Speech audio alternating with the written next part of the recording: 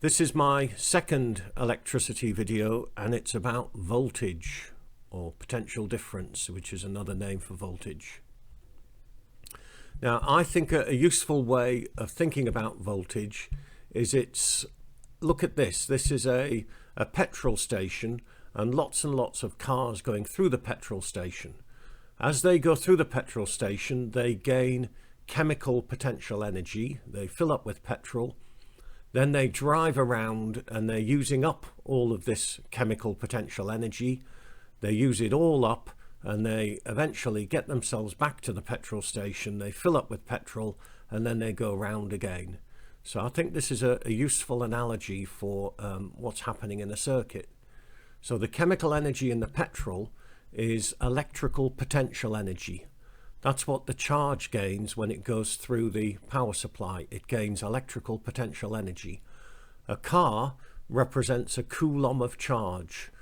I talk to my students about Colin the Coulomb, and he gets energy when he goes through the petrol station, then he loses energy. Well, he loses electrical potential energy when he goes round the circuit. The rate of flow of cars, the number of cars per minute, if you like, represents the current. And the rate of flow of cars is the same everywhere in the circuit. It's just that later on in the circuit, the cars have got less petrol. And the petrol given to each car is the voltage of the power supply. Now, the EMF, which stands for electromotive force, EMF, or if you like, just the voltage of a power supply, is the energy transferred per coulomb of charge that flows through it. So it's how much petrol is given to each car. It's how much electrical potential energy in total is given to each coulomb. For the moment, we will assume that all of this energy is used up later on in the circuit, but we'll see later that there's a little bit more to it than that. So V equals W over Q. A volt is a joule per coulomb. The number of joules that is given to each coulomb by the power supply is the voltage of the power supply, or the EMF of the power supply. Now, when a current flows through a component, what happens is that some of this electrical potential energy is transferred into other things, such as heat or light or kinetic energy. Now, how much petrol the car uses up when it drives through something, or how much electrical potential energy each coulomb loses when it flows through something, is the potential difference, the voltage across that component. So the voltage across a component is the energy transferred per coulomb that flows through it. This is such an important equation in physics. V equals W over Q.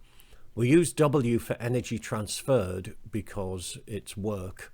Work is the energy transferred. So energy transferred per coulomb is potential difference. A voltmeter measures the difference in electrical potential energy before and after a component. So voltmeters go in parallel. We measure the voltage across something. If we put a voltage across something, then a current will flow through it. Kirchhoff's second law. Now, in any closed loop, the sum of the EMFs must equal the sum of the potential drops. Very, very simply, looking at this circuit, the voltages across the components must add up to the power supply voltage, or voltages. And that's basically conservation of energy. Okay, you can't use up more energy than the cars have. If the cars are given 6 gallons of petrol each, then the total energy used up driving around will be 6 gallons of petrol per car.